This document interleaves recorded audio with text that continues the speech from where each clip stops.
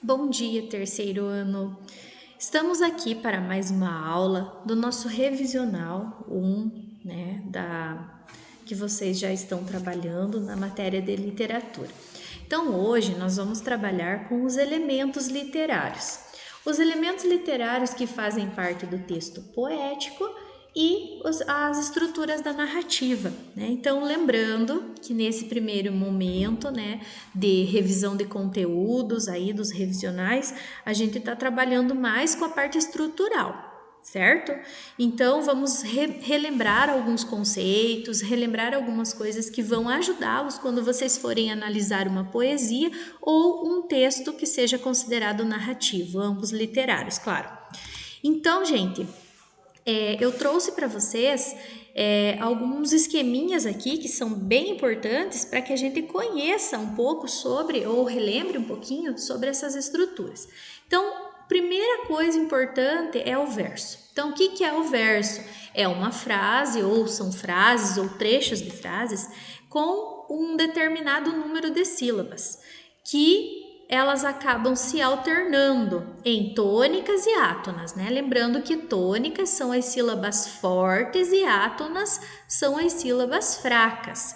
E é essa alternação dentre essas sílabas que produzem o ritmo do meu poema, né? Então, verso, quando vocês aprenderam lá digamos no 5º ano, quando vocês estavam, vocês aprenderam que verso é toda a linha de um poema, né? Então, aqui a gente já diz o quê? Não é uma linha, qualquer palavra, tem que ter um sentido, né? Para o eu lírico tem que ter um sentido, certo? Aí, quando a gente fala em estrofes, né? Então, as estrofes são um conjunto de versos. Então, quando eu tenho, por exemplo, lá, 1, 2, né, 3. Tem uma estrofe com 3 versos. Como que se chama essa estrofe? Ela se chama um terceto, né? Por quê? Porque ela tem 3 versos.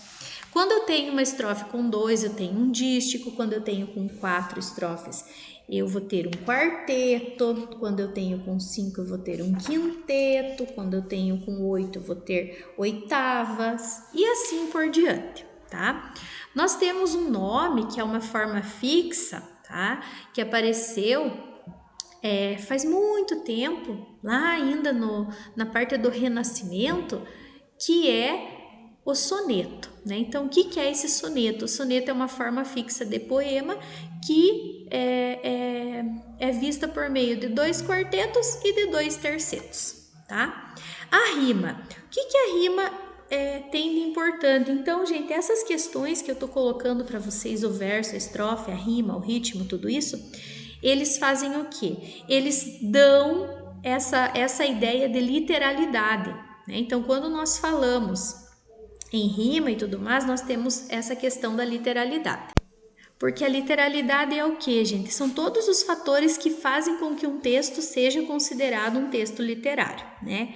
Então, a rima, ela é importante, por quê? Porque ela é a presença de sons que são parecidos em algumas posições dentro de uma poesia, de um poema. Então, gente, elas podem ser classificadas de acordo com alguns elementos. Então, a primeira classificação que nós temos para a rima é de acordo com a sonoridade. Então, de acordo com a sonoridade, a rima ela pode ser consoante ou assonante. O que é uma rima consoante?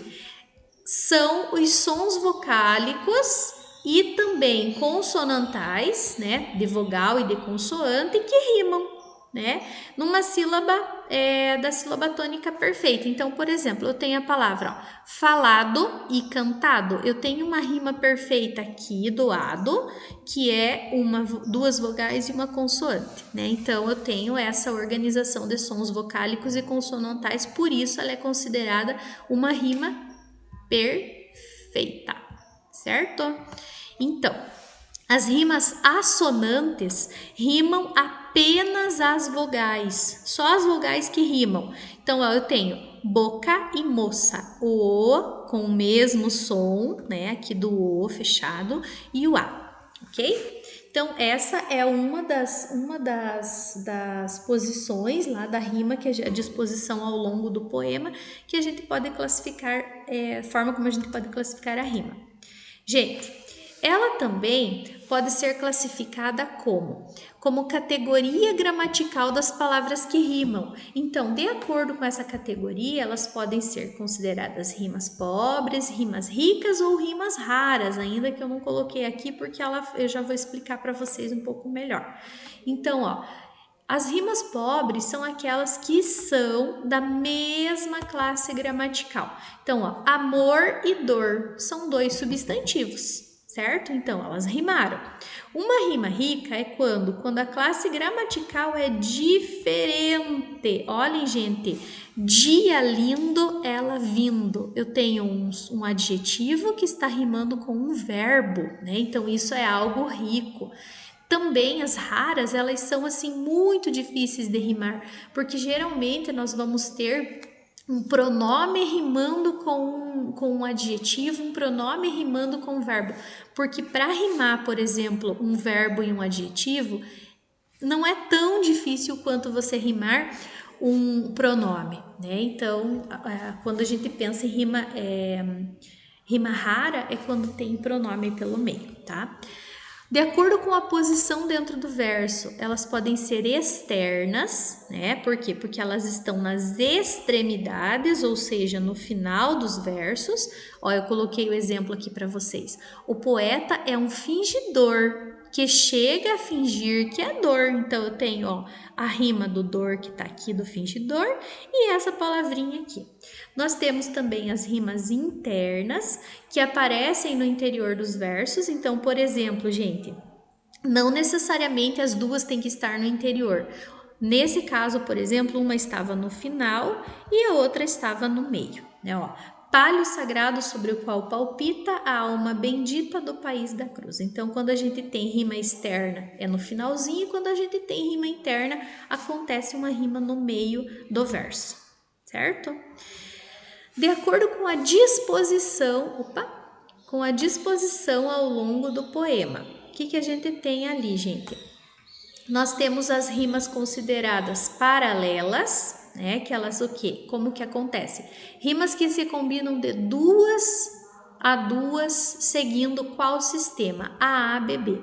Então, gente, quando nós estudamos lá no primeiro ano essa estrutura, eu expliquei para vocês o seguinte, que a gente faz essa organização de rimas aqui baseada nas letras do alfabeto. Então, por exemplo, a primeira palavra que rima, tá? A primeira palavra que aparece, quer dizer não que rima, ela vai ganhar sempre o nome de A. A segunda, se rimou com a primeira, também vai ser A. Se não rimar, vai ser B. Certo? A terceira. Por que a terceira ficou B? Porque ela não rimou nem com noturnos nem com soturnos, que é A. E a canção que rimou com solidão, por quê? Porque elas estão próximas, o som delas são próximas. Nós temos as rimas alternadas ou cruzadas, né? O que significa isso? Elas são AB, AB, Então, a primeira rima que apareceu ganhou o nome de A. A segunda, como não rimou com A, a gente coloca B. Daí, planeta, que rimou com poeta, né? Que tá aqui, a terminação é tá. E o boneco, que rimou com eco. Então, elas são alternadas ou cruzadas. Temos também as interpoladas ou opostas, tá? Que elas têm o quê? São rimas entre versos que têm outros versos com ele dentro do mesmo poema. Então, amigo, primeira rima que apareceu, A. Aí já vem urgente, que não tem nada a ver com amigo, ganhou o nome de B. Aí veio corrente, que também ganhou o nome de B. E preciso falar muito contigo, que ganhou o nome de A, certo? Então, existem outras, mas essas são as mais comuns, por isso que eu trouxe para vocês, tá? Gente, o ritmo. O que seria esse ritmo? Seria a musicalidade dos versos, né? Então, quando nós fazemos a declamação de uma poesia, nós temos que saber que existe essa tonicidade, ou seja, sílabas tônicas e sílabas átonas, que se alternam para dar essa ideia de ritmo e de musicalidade. Quando nós falamos em métrica, nós falamos o quê? Nós falamos da quantidade, do número de sílabas poéticas de cada verso. Gente, existe a escansão, né, que a gente já estudou também lá no primeiro ano, tá? Na aula do MIT, a gente vai fazer uma escansão de um poema aí para vocês poderem observar melhor, tá? A gente tem que contar até a última sílaba tônica da palavra que compõe o verso. Nós unimos duas vogais quando uma palavra termina com uma vogal e a outra começa com a próxima vogal, a gente une, né? Então tem várias características aí que a gente vai relembrar na escansão para poder organizar aí o número de sílabas poéticas, né? Então, uma sílaba monossílabo, duas dissílabo, 3 trissílabo, 4 tetrassílabo, 5 pentassílabo ou redondilha menor. Gente, não esqueçam isso. Por quê? Porque às vezes eles não vão dizer que o verso é pentassílabo, eles vão dizer redondilha menor, que foi o que aconteceu com os versos do trovadorismo, que eles eram com 5 e com 7. Então, se com 5 é redondilha menor, com 7 vai ser redondilha maior, tá? Não esqueçam isso, que é super importante. Daí com 6 é hexassílabo, daí com 8 octossílabo, 9 eneassílabo, 10 decassílabo. Esse daqui é bem comum também, principalmente nos poemas do romantismo, tá? Com 11 nós temos o endecassílabo, com 12 duodecassílabo ou alexandrino, eles usam mais esse nome, alexandrino. E com 13 ou mais sílabas ele é considerado um verso bárbaro, tá? Gente, os versos que são considerados livres, eles não têm uma métrica regular, ou seja, dentro de um poema, o primeiro verso pode ter 5, o segundo verso pode ter 8, o terceiro pode ter 10, então eles são considerados livres porque eles não têm o número correto de sílabas poéticas dentro do mesmo verso, ok? Então, a próxima parte que nós vamos ver é a estrutura da narrativa. Gente, a estrutura da narrativa, ela envolve os elementos que são importantes dentro da narrativa, que são o enredo, o personagem, o tempo, o espaço e o foco narrativo. Então, o que seria o enredo? O enredo seria o quê? O desenrolar dos eventos, a história em si, que pode ter mais de um conflito, pode ter um conflito só, né? Então, esse enredo ele vai se dividir nesses elementos que fazem parte da estrutura narrativa. Então, nós temos o primeiro, que é o tempo, né? Então, o tempo ele pode ser dividido em cronológico, psicológico. O cronológico, gente, o que significa cronológico? Marcado por algum acontecimento progressivo, uma sucessão progressiva. Ele pode ser marcado pelo quê? Pelo relógio, pelo calendário, por datas específicas, né? Então, por exemplo, eu vou narrar um acontecimento meu, aí eu começo lá falando desde manhã, daí eu vou para tarde, daí eu vou para noite, né? Então, é uma organização sucessiva, um cronológico. O psicológico, gente, ele é diferente, ele é vivido interiormente, ou seja, ele é sentido pelo personagem. Tá? Então, por exemplo, não existe essa organização amanhã, tarde e noite, como eu dei o exemplo, né? Você pode, por exemplo, estar vivendo agora no presente, mas você pode ao mesmo tempo voltar para o passado, ir para o futuro, né? Isso vai ser o quê? Esses acontecimentos vão fluir de acordo com o estado de espírito do personagem. Certo? Então, essa é a diferença. Um é marcado cronologicamente, sucessivamente, e o outro é mais vivido pelo interior do personagem. As ordens. De acordo com a ordem, nós temos a ordem linear, né, que é a ordem normal, que seria dos acontecimentos, do começo para o fim, sem que os eventos do passado ou do futuro se interponham. Não existe, por exemplo, um personagem que está na ordem linear voltar para o passado, né? Não existe essa contraposição aí, essa interposição. A ordem não linear não existe obediência à sucessão de fatos, ou seja, eu posso começar lá no passado, voltar para o futuro, ir para o presente, como nós temos o exemplo da obra, né, Memórias Póstumas de Brás Cubas, que ele começa a contar a sua vida a partir da morte, né? Então existe uma ordem não linear aí. Dentro disso tudo, Nós temos que lembrar que existe a época em que se desenvolve a narrativa, também que pode coincidir com a época em que a história foi publicada, né? E também a duração do enredo, né? Elas podem durar anos, podem durar décadas ou então dias, instantes. Dentro disso nós temos também os flashbacks e os flash forwards. O que significa um flashback? Significa que quando você faz um corte na linearidade, quando você volta no tempo durante a narrativa, né? Você volta lá, você tem uma lembrança do passado e você quer colocar dentro da narrativa, você usa um flashback. Por exemplo, lembram, gente, quando nós estávamos estudando esse conteúdo lá no primeiro ano? Então foi um flashback. E o flash forwards seria o quê? Quando você passa a narrar situações de uma época futura em relação ao momento da vida. Então, por exemplo, quando nós voltarmos para o colégio, todo mundo vai estar tão feliz, vai estar terminando o ano que vem vocês vão estar fazendo vestibular, né? Vão estar entrando na universidade. Então, vejam, aqui nós falamos de passado e aqui nós falamos de futuro. Espaço. O que seria esse espaço? O lugar, né? O lugar onde a história acontece. Ele pode ser um espaço real, né? Como nós vimos em várias obras que nós estudamos. Esse espaço real, ele tem a demarcação geográfica, por exemplo, os Sertões de Euclides da Cunha, que fala lá sobre a Guerra de Canudos. Então, nós temos o quê? Nós temos um demarcado geográfico, que é o lugar onde aconteceu a guerra, e um lugar imaginário, que é inventado pelo autor, né? Também nós podemos lembrar de alguns poemas, aí, principalmente da Cecília Meirelles, né? Que criam esses lugares que são relacionados ao eu do personagem. Os personagens são aqueles que vão praticar as ações dentro de uma narrativa. Então, nós temos os protagonistas, né, que são o quê? São os personagens principais.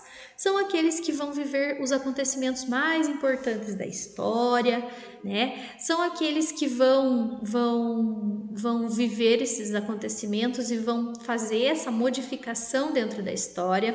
Ele pode ser considerado herói ou também anti-herói. Mas como assim, professora, herói ou anti-herói? Né? Então, tanto o herói como o anti-herói, eles têm características, tanto que o herói, ele faz o quê? Ele vai, todos os acontecimentos, as características deles vão refletir no comportamento moral de uma época. Já o anti-herói, ele como protagonista, ele tem características que são contra, que se chocam aos valores do herói, né? Então ele também é importante, se a gente for analisar. Tanto que o Leonardinho lá, o Leonardo Pataca, que nós temos na obra Memórias de um Sargento de Milícias, ele é considerado um anti-herói. Por quê? Porque tudo que ele faz vai contra ao que um herói fazia, vai contra os preceitos, vai contra as ordens morais da época, né? Mesmo assim, ele é o protagonista da história, né? Aí nós temos os antagonistas. Os antagonistas, eles são contrários às necessidades e desejos do protagonista. Então, tudo aquilo que o protagonista coloca como importante, o antagonista vem para mostrar o contrário. Nós temos os personagens secundários, né? Aí eu penso assim, o que seria de um protagonista se não houvesse o antagonista, né? Então, eu preciso ter alguém ali que seja meio que considerado um vilão da história, né? Para ir contra esses preceitos do protagonista, para que a história tenha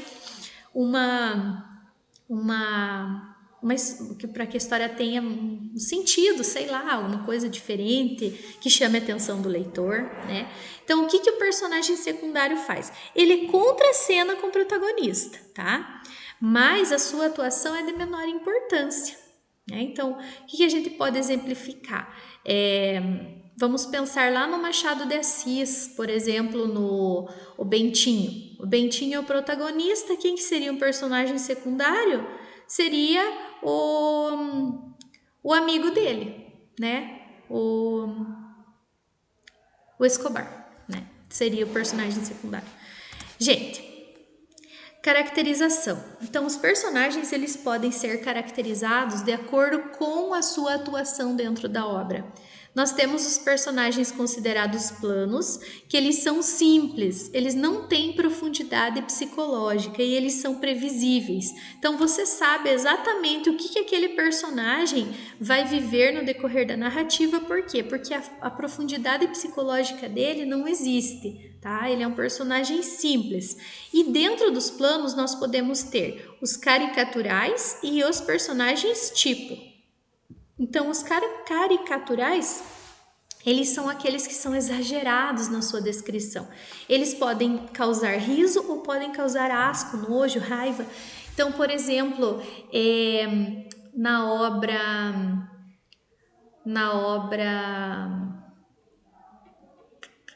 Como que é o nome da obra? Na obra O Ateneu de Raul Pompeia, por exemplo, o Aristarco, a descrição dele faz com que ele seja um personagem caricatural. Por quê? Porque ele causa asco, ele causa nojo pela forma como ele é caracterizado, né? Então é bem interessante. E os personagens tipo, eles representam uma classe social, né? Então, por exemplo, eu, Daniele, sou professora de literatura do Colégio Nosso Futuro. Eu represento todas as professoras que são também de literatura de outros colégios, né? Então, eu sou representando uma classe social. Isso é um personagem tipo. Temos os personagens redondos, que eles são o quê? São mais complexos, eles são diferentes dos planos, porque eles são mais complexos. A caracterização deles, física, psicológica, social, ideológica e tudo mais que se envolve com ela é bem mais organizada do que o plano. O foco narrativo, né, também, que é importante a gente saber. A primeira pessoa é o narrador personagem. Então, quando nós temos um texto lá escrito com primeira pessoa, o narrador é considerado personagem e ele participa da história, como no caso das Memórias Póstumas de Brás Cubas, como no caso de Dom Casmurro, né? Narrador em terceira pessoa, ele observa, né? É um ponto de vista externo à história, ele é considerado um observador e ele apenas relata o que acontece. Só que, quando a gente pensa em narrador em terceira pessoa, nós temos dois focos importantes aqui. O primeiro é o foco restritivo, que é aquele que conta apenas o que vê, né? Um dia, na turma do terceiro ano, os alunos estavam participando da aula de literatura. Então, tá só contando. Agora, o foco onisciente apresenta conhecimento total dos fatos e do íntimo dos personagens. Um dia, na aula do terceiro ano, os alunos estavam na aula de literatura. A aluna Brenda fez uma pergunta que abalou o seu psicológico porque fazia parte de um conteúdo que ela tinha trabalhado há anos com uma professora que ela gostava bastante. Então, por exemplo, é o foco onisciente. Por quê?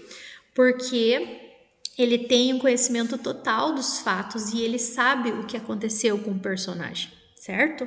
Então, essa é a diferença dos dois. Aí, nós temos ali também, gente, na página 10, se vocês quiserem acompanhar, é um esqueminha que trata um pouquinho dessa parte da estrutura da narrativa. Então, primeiro nós temos o quê? A exposição, né? Que é o quê? Que é a apresentação da história em si, dos personagens, do tempo, do espaço, de tudo que vai acontecer dentro da narrativa. Depois disso, nós temos o conflito. O conflito seria o quê? Seria uma complicação, um problema que aparece entre os personagens por causa de algumas situações que acontecem. Aí, o que acontece? O conflito, ele gera o clímax. O clímax é o quê? É o ápice, é o ponto mais alto da narrativa, o momento crucial da história, a parte mais importante em que o leitor ele não sabe o que vai acontecer. Certo? E por fim nós temos o desfecho, que é o final, que é a solução do conflito. Então vejam, gente, esses itens aí são importantes para que a gente possa compreender bem uma narrativa, além, né, de toda a estrutura que vocês viram ali, certo? Então, o que eu quero que vocês façam como atividade? Vocês vão escolher um texto literário.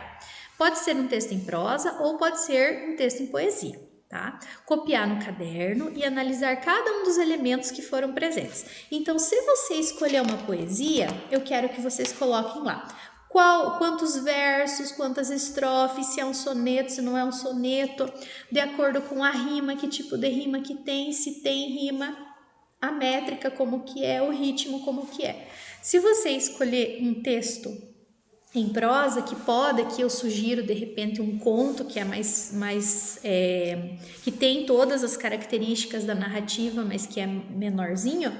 Então, vocês vão encontrar o enredo, vocês vão encontrar os personagens, que tipo de personagem que é, o tempo, qual é o tempo que se passa, o espaço, o foco narrativo, tudo isso que a gente viu, ok? Então, faz essa atividade bonitinho lá no caderno, escolhe qual você tiver mais facilidade, mais organização, e daí copie e posta lá no grupo para poder validar a aula de vocês. Beleza, gente? Então, pessoal, na próxima aula nossa, nós vamos trabalhar com o Google Meet, vamos resolver exercícios, vamos fazer escansão de alguns poemas, tá? Então, eu espero ansiosamente por todos vocês. Quero também elogiá-los, né, pela grande participação que vocês têm no Meet. A maioria participa e isso me deixa muito, muito, muito feliz, beleza? Então, gente, um abraço para todos e até a próxima.